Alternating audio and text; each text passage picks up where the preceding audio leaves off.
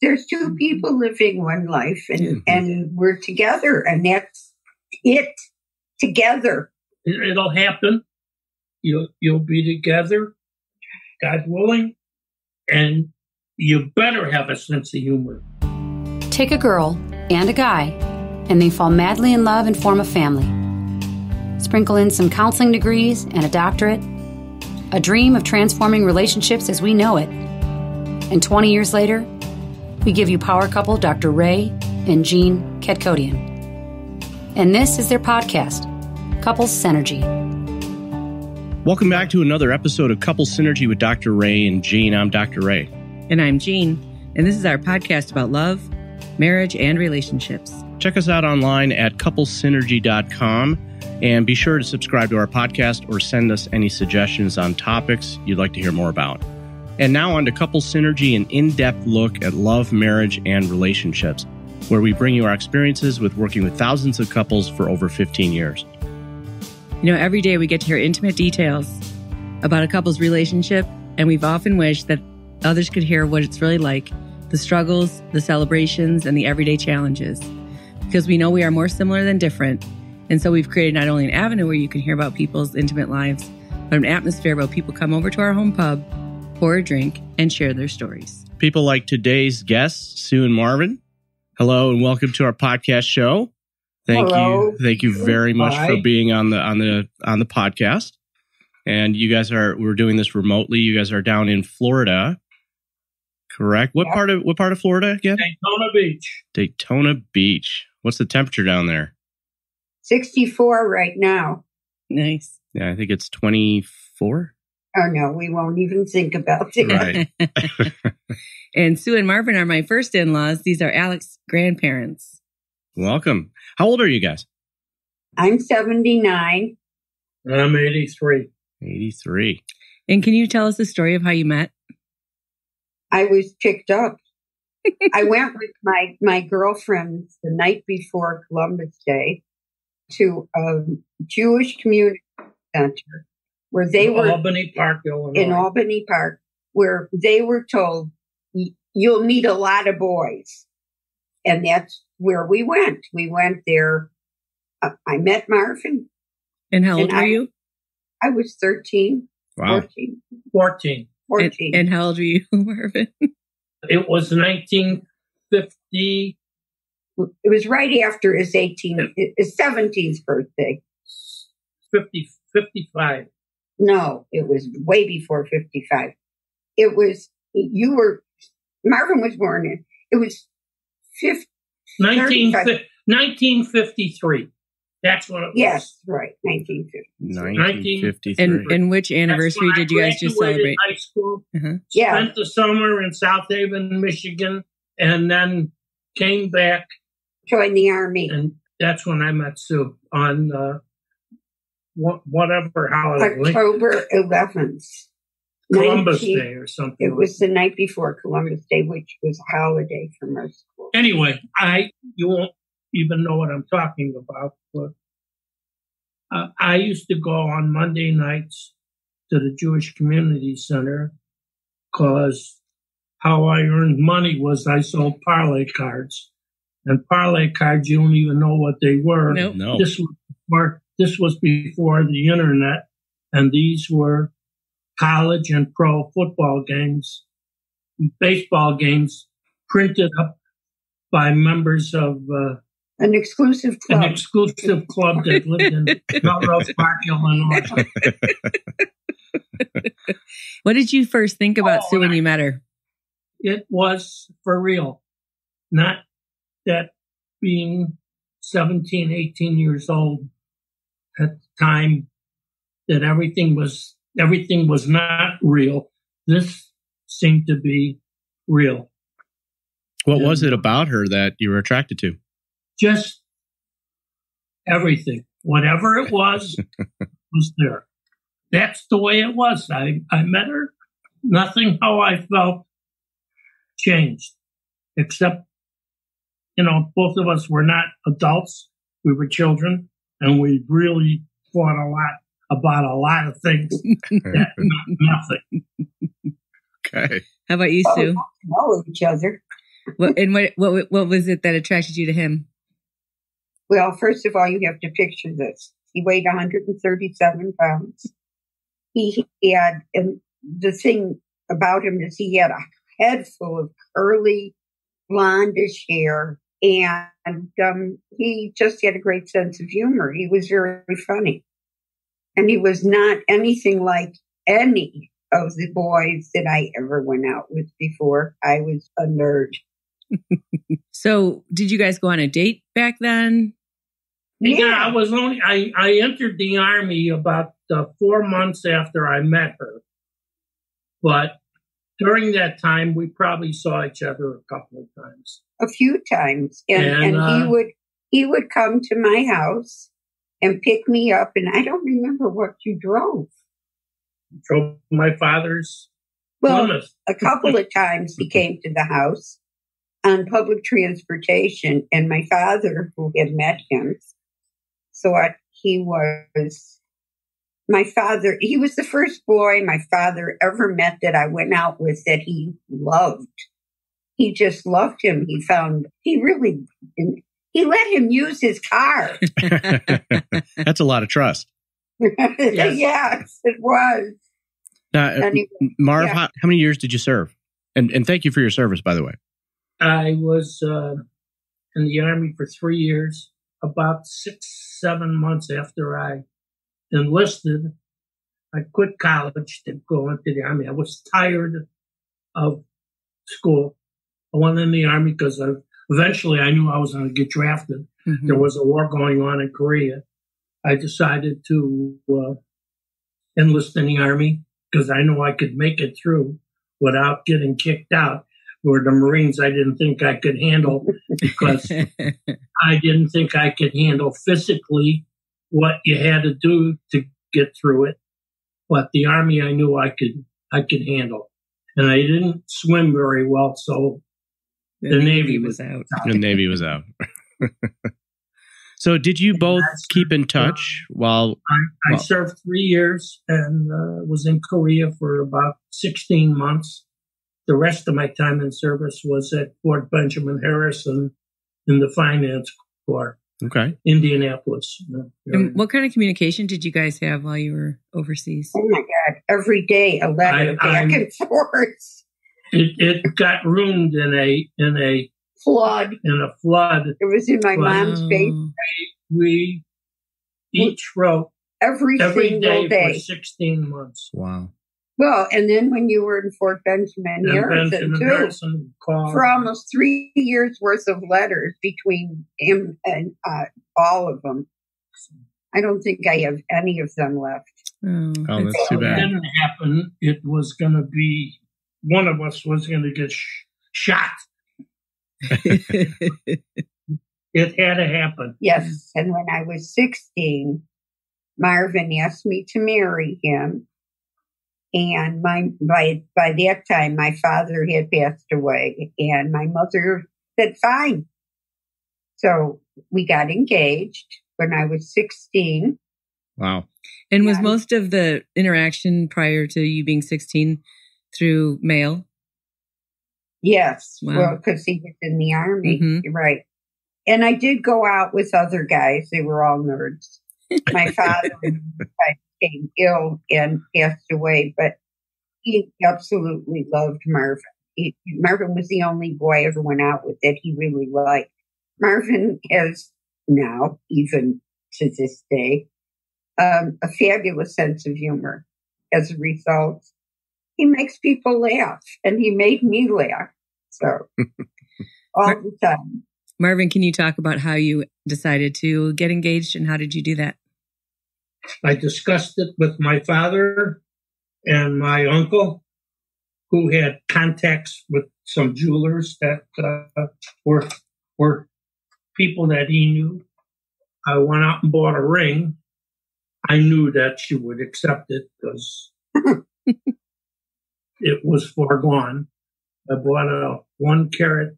At the time, I thought, the word I wasn't going to pay for it, but I bought a 1 carat diamond ring, and I still, of course, have it. You want to see it? Yeah. You have it? Okay, let me go get it. Okay, and,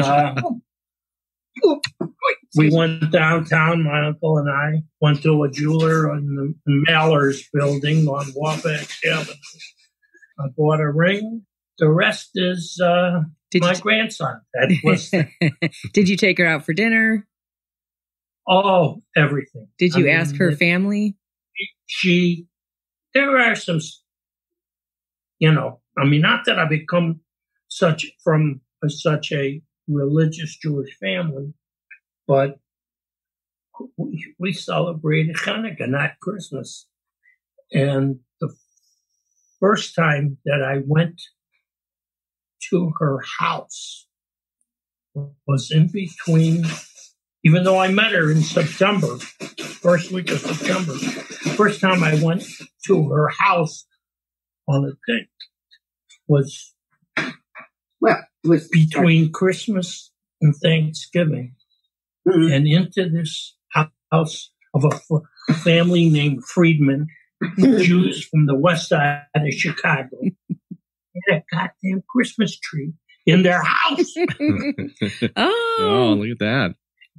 That's awesome. I didn't realize what I was getting into at the time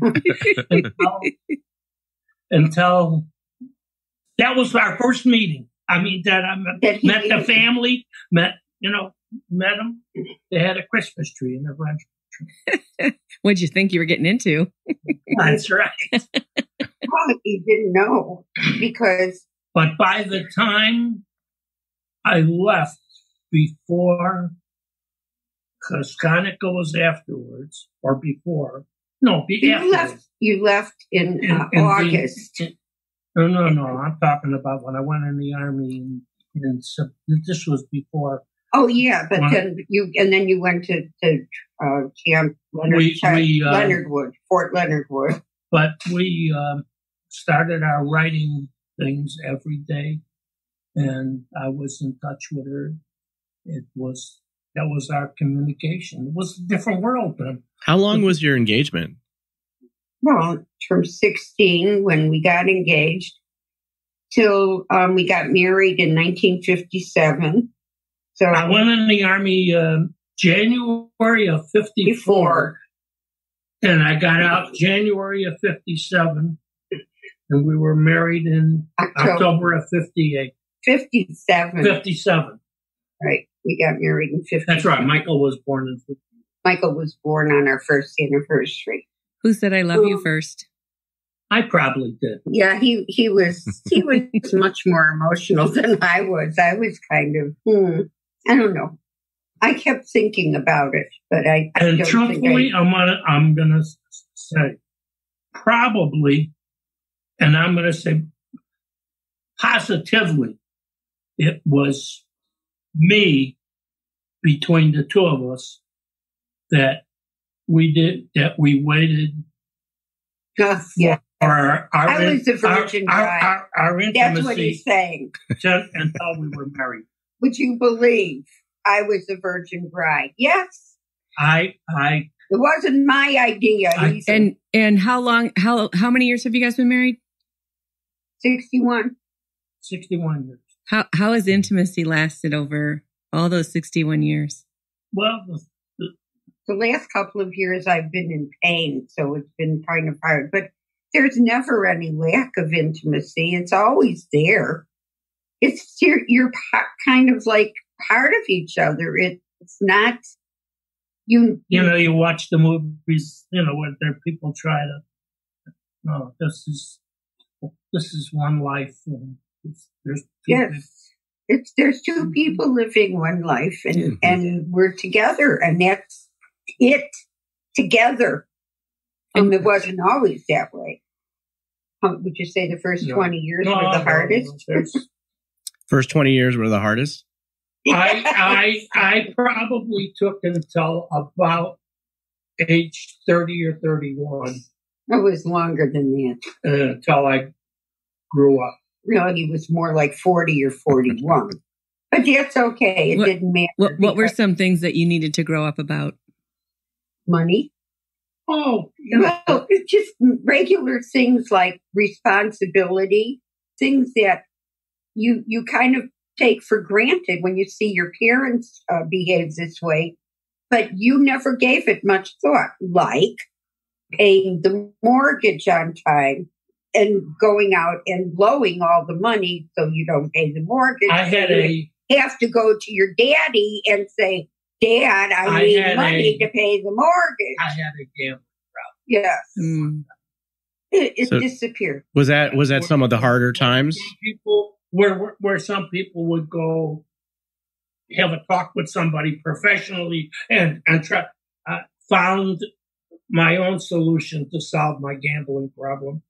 I bought a book by Charles Gore on how to play bridge. And we both learned. And we both learned how to play bridge. And at the end of any chapter, there was a quiz, and we quizzed each other on it and this and that.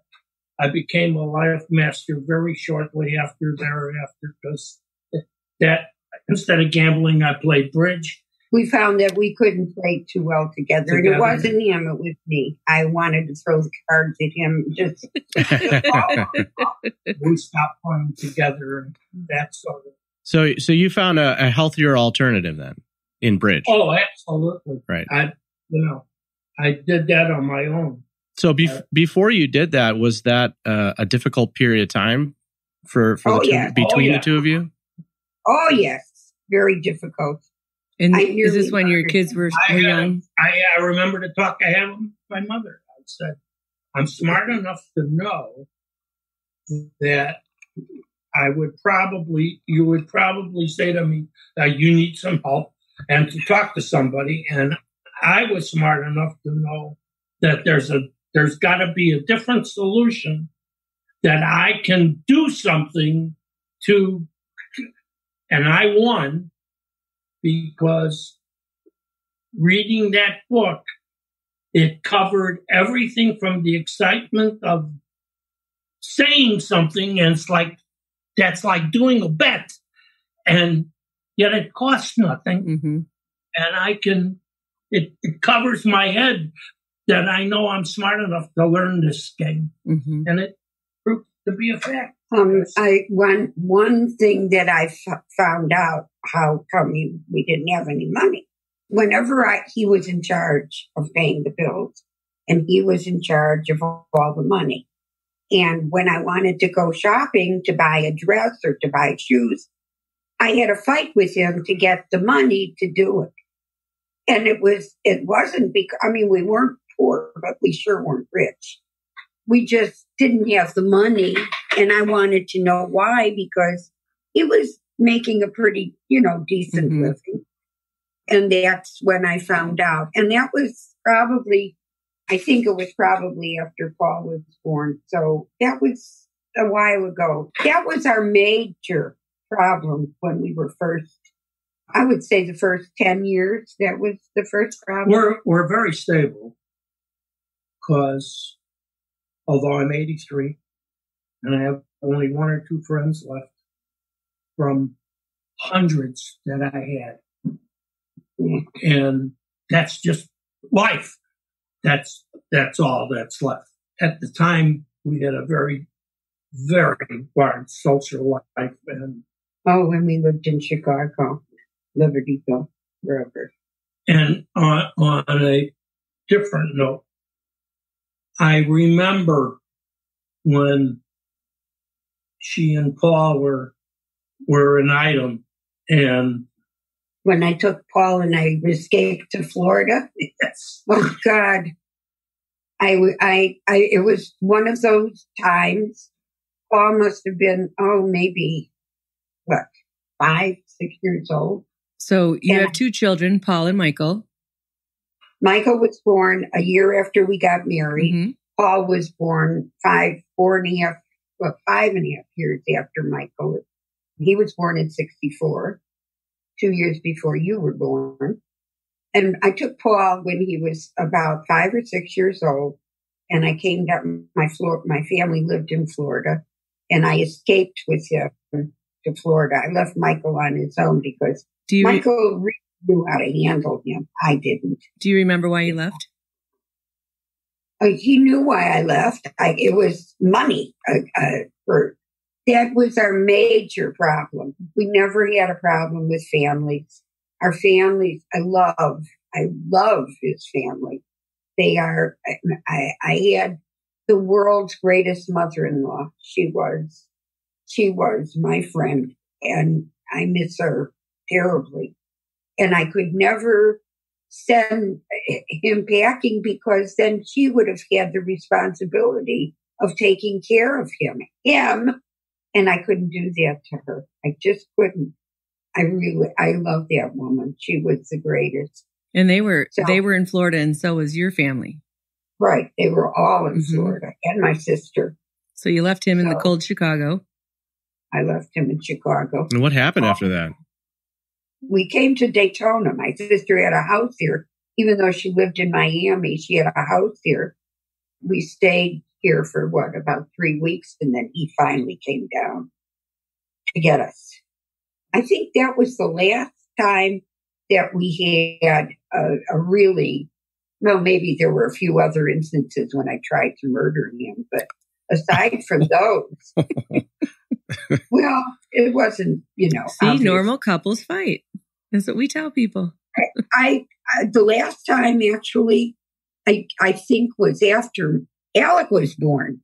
Alec was at our house when we lived in Libertyville, and Marvin was there with his pal Stan. They were playing backgammon. Oh, actually, it was not. Paul was in college, so it wasn't Alec. It was before Alec was born. And Paul left the house, and he was grounded. And I said to Marvin, "Why did you let him leave?" He said, "How did I know that he was leaving?" So they were drinking wild turkey liqueur. Do you know what that is? Mm-hmm. Oh, yeah. They're good stuff. And I took the bottle and I smashed it over his head. Oh, wow. Yeah. I don't think there was anything left in the bottle. And truthfully, I didn't feel a thing. Oh, no. They had finished the bottle. Because the bottle was empty. Right. Yeah, right. You would have felt more if it was full. Yeah. So that was the last time. And my friend Stan This was quite a few years after we said, "I'm leaving. I'm going home." I have never seen somebody get hit over the head and with a bottle, and he left. That was. Did he check if you had a pulse first? That was over 40 years ago. Wow. So I would have to say that was the only instance in maybe the last 45 years that I got really upset with him.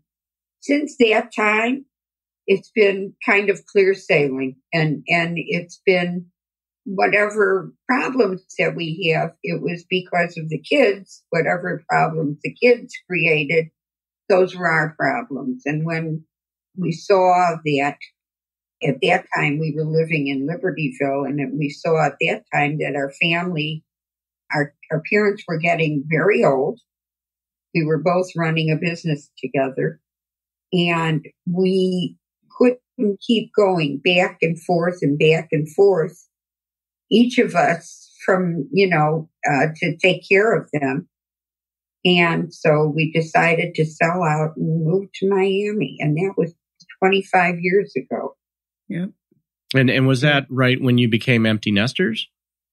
Well, we had been. However, that changed considerably because I believe Paul moved in, and of course, Jeannie and Paul and Alec were moved in for a while. Then when Jeannie and Paul split, Paul moved back in the house. I figured the only way we were ever going to get rid of him was to move and leave him to find himself wherever. True story. There was also a very interesting story. Our first meeting with when we found out, who turned out to be very close friends of ours, with her parents. Jeannie, with Joyce and Henry at Dover Trades. Paul said we're going to have a dinner with Jeannie's parents. Yeah, because there were decisions to be made. They weren't married. They were both very young. Joyce and I was Henry very hesitant were about it. terrific. I really, at this point in my life, to spend a couple of hours, having dinner, and well, anyway, I didn't think I had anything in common. So I was 20. I was 20. Paul was 22. Two. And I was pregnant. Turned out never. Did you already know I was pregnant when we were going to all meet? Any type of holiday. Yes. Any type of holiday. Wonderful time. At their house or our house or our friend's house. Including after the kids were divorced. We didn't stop. It was incredible. Because we never missed. We found out. You remember, we never missed a holiday. Either in our house or any of our friends' houses or by them. Mm-hmm. Yes. And the house on that street. What was it like for you meeting them? What was it like? What was that day like for you guys? First of all, your mother was somebody that I had known all my life. That was my feeling for your mother. She is one of the most least judgmental, easiest person to get along with. She still sends me a birthday card. She forgets nothing. Never. It was absolute comfort from beginning to always, really. Anybody that fights with your mother, there's got to be something wrong with them. Right. You do know that, right? Right. She's the best. Anyway, and Henry reminded me of Marvin, only a little bit different version, but the similarities were much greater than the differences. Mm-hmm. Yes. Really. That's how we got along. This one was the parley cards. Anyway, they both say what's on their mind. Together. It was just, I don't think there was ever any dissension between the four of us, ever. There wasn't. It was all just comfortable. Never, ever not. And I miss your father. Yeah. Especially at Christmas time. Mm-hmm. Yeah, I'm glad I was able to meet him. And I think that's wonderful. And I remember being with you and him together, and he really liked you. He really did. He was so pleased with you. And I thought, oh, God, thank God. He was so happy. Right. What was it like for you guys to become grandparents? Oh, my God. Are you kidding? It was the coming of the Christ child. It was the best thing. It's something I had looked forward to all my life. We had what was that thing called? The bassinet. That was an antique when we got it. And it had Paul and Michael and all the kids of all my friends lived in it. And we had that all already. We made, a whole thing. And I remember when I invited Marvin's family over for Hanukkah, I made the fun. I never did that before. And Alec was there. It was his first. He was 2 weeks old. He was born December 13th, so maybe not even 2 weeks. And it was late. They all came over, and I introduced them to Alec. And you were there. Mm-hmm. How old were you when Alec was born? 49 when Alec was born. Mm-hmm. Marvin was 52.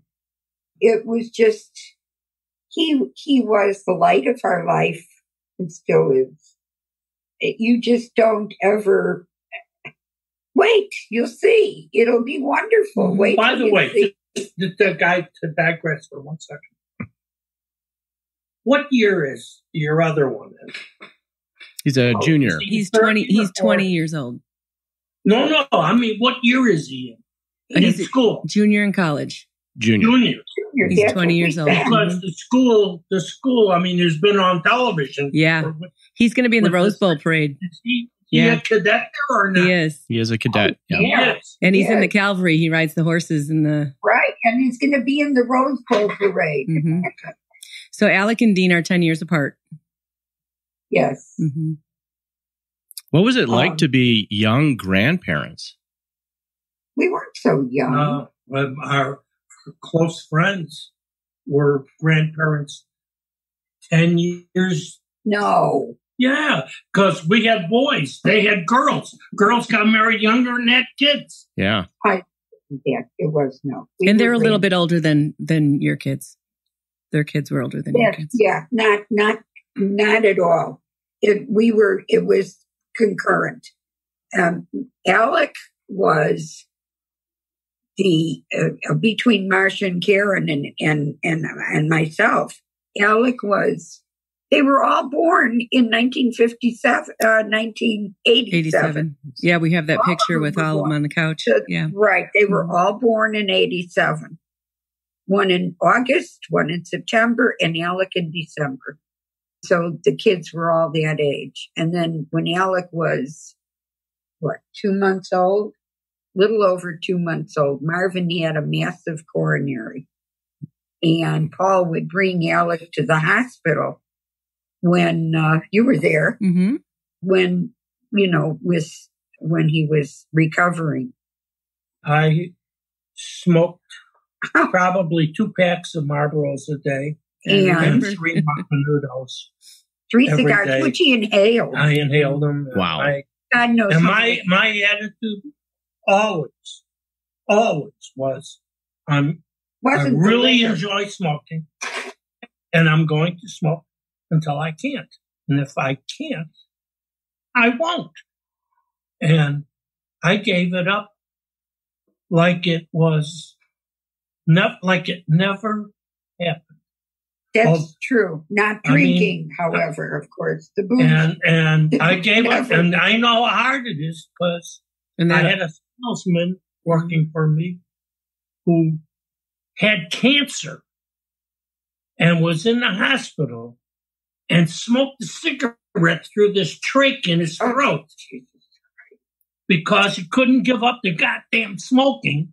Right. And I gave it up like, I would rather talk about Alec when he was little. but that was 31 years ago. So that is very impressive that Right. you were able to change all your bad habits, and smoking wasn't the only one. There was a lot of good Jewish food Well, the gambling. that turned into cardboard. Yeah. And all along, throughout all these years, of course, I was perfect. I was the perfect mother, the perfect wife, the perfect everything. Nothing is wrong with me. So I could judge. I could make a judgment. Marv, you're kind of nodding your head. Is that an agreement? It was a good match. Yeah. It worked out. It worked out well. Listen, the only thing I can say is after all this time, first I want to tell you about Alec. Alec and I had this thing. When he did something that was really good, I would give him a star. And for every star, we would take a trip to Toys R Us. Now, mind you, it wasn't for Alec. It was for me. That definitely was my favorite place to be. I loved it. It's not there anymore. And Alec and I mourned it when it happened. Anyhow, we would go to Toys R Us. And he was able to pick out, anything within reason. And we did this for years, for maybe about the first 6 years, wherever we were, or 7 or 8 years. And he would go all over the store. But after about 3 or 4 years, he was Joyce's grandson, not mine. And he would march straight to the clearance aisle. And we would pick something out at the clearance aisle. We need to remind him of that. 3 things. Back then, he was 5 years old when you guys moved to Florida. Yeah, and as you know, I was going to school and raising him. And he was looking at, all day long of summer camp and then some type of babysitter at night. And so the alternative was he came down and stayed with you guys for 10 weeks every summer while I was in school. That was wonderful. Yeah. Are you kidding? It was my joy. Marvin, we had the best time. And my sister, oh my God, we had so much fun with him. And that was just the first time. He came down 2, 3, maybe 4 times for the summer. And then, of course, he got older. And he could only come for 2 weeks. And I could get him for a week. And I couldn't, it was, but yeah. His life got busier at some point. And yeah, I think that's when I finished school and Ray came into my life. So I didn't have as big of a need. But you guys were so instrumental in helping me raise him when I was a single parent. And it was our joy. Are you kidding? But, it's an interesting thing because, your son and me are divorced. And we've always kind of seamlessly just had a stretched family where, you guys would be there, Ray's parents would be there, my parents would be there, whoever, and it was always family. It's better. Well, we often run into clients who don't have that support. And so it's really difficult, or they have a lot of conflict within the family, right? And the blended family doesn't really work as well. Well, Joyce and Henry and Marvin and I made a lot of decisions. I don't know about you in particular because I relate more to you than I do to Jeannie. But I never was an angel as a kid. Marvin? But always in the back of my mind, and it's just the real truth, always in the back of my mind, if I do this, what will my mother think? If I get caught. Right. Only if I get caught. What is my mother going to say to me? Right. And, it's like a credo that I lived with for my life. What would my parents think? And I don't care, they call it guilt, they call it whatever it was, it's a great credo. Yes, it is. And I have to tell you, my mom's been dead for 17 years. And I swear to God, she is on my shoulder. I know when she's saying, don't you dare. I know it. I can feel it. Well, I think that this is I think these credos, this is a really good, segue to the next question, because you guys are the couple that has been married the longest that we have interviewed. And we really want to know what's your advice to couples today? Some of the younger couples getting together. Keep laughing. Just keep laughing. Keep your sense of humor. You guys, it'll happen. You'll be together, God willing, and you better have a sense of humor. Because when fucking age creeps up on you and you wake up in the morning and you say, the hell is that on my foot? It never, I can't step down on my heel. Like every day when it starts when you're in your 70s and something is going to happen and you wake up, I never felt that before. Well, you're feeling it now. And you know what? It doesn't go away. That's the thing. That's one of the things. Okay, it's another thing. But I'm still here, although I'm taking pills. Up the kazoo. Up the kazoo. I'm taking, the stuff they talk about from jellyfish, so that your mind doesn't go fast. Okay, I'm taking that. Although I can't play bridge anymore because my memory, my short-term memory, I can't remember the cards. Well, without that, you can't play bridge. You have to remember all 52 cards. Believe me, he played with plenty of people that couldn't remember the cards. At any rate, about 2 years ago, when I go quarterly for blood tests, and the doctor said to me, it was the first I ever heard of it, looking over your history, I understand you play bridge. And I said at the time, I just don't know for how much longer I'm going to be able to play because I can't remember the goddamn cards anymore. Whereas when you play bridge, the whole thing is you got to remember all 52 cards. Subtract the 4 cards that are... And yet you can play chess or checkers. I can play backgammon. I can play all the games I used to gamble.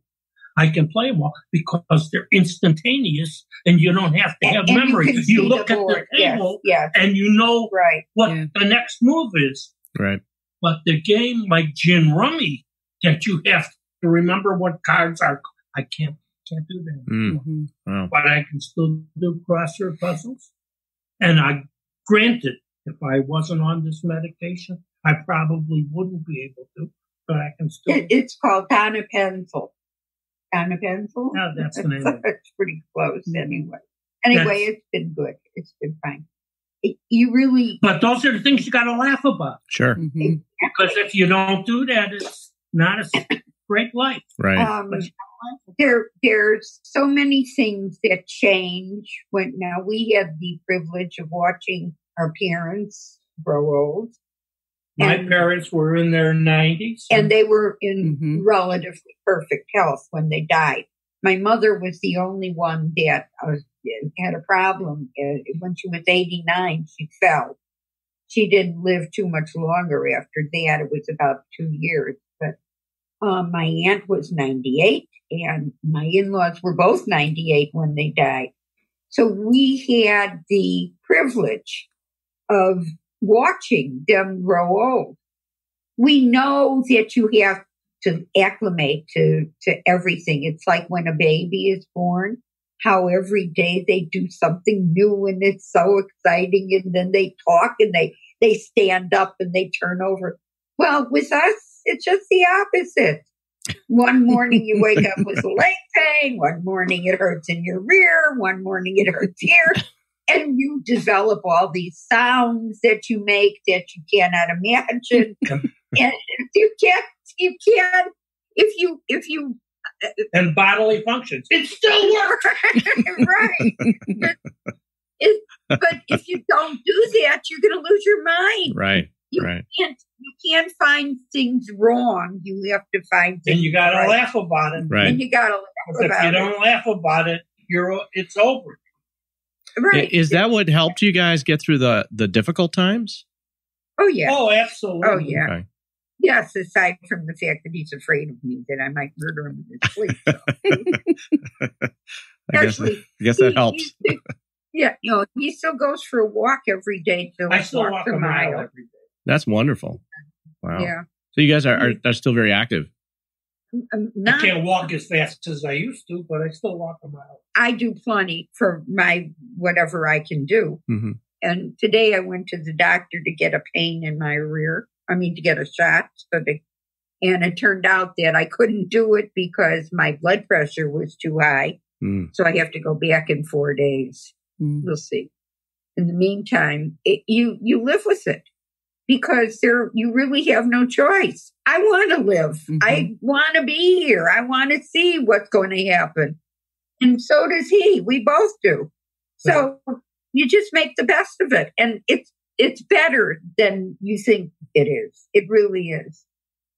It's good. Everything is good. We love it here, and we're very happy. I have my sister. Okay, it's time for my nap. Yeah. Okay. Last question. What is it that your partner does that you know they love you? I'm still here. Yes. Yeah.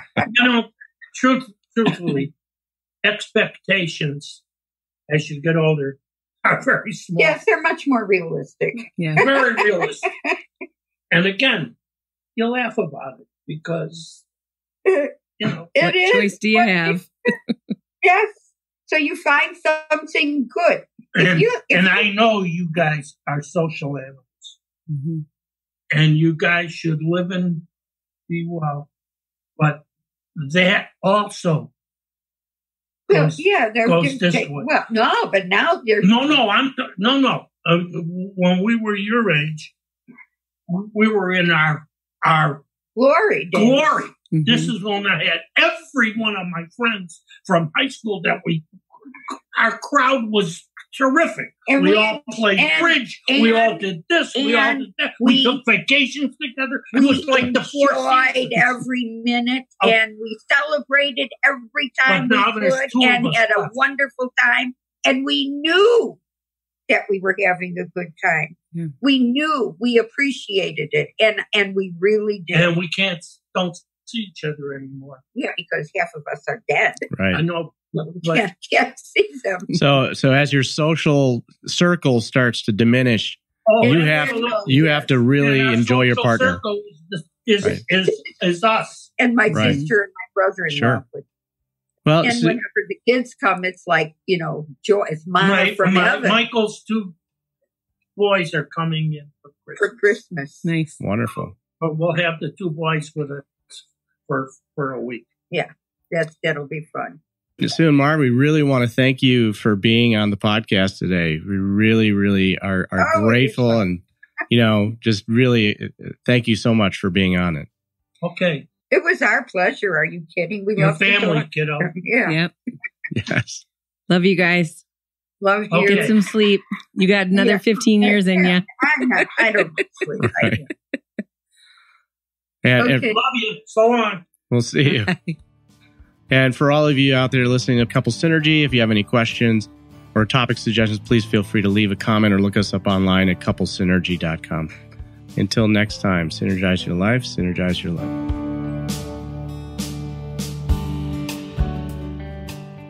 You have been listening to Couple Synergy with Dr. Ray and Jean Kedkodian. Couple Synergy was recorded, edited, and produced by Dr. Ray and Jean Kedkodian. Voiceover and music entitled Breathe and Let Go was recorded and composed by Gina Gonzalez.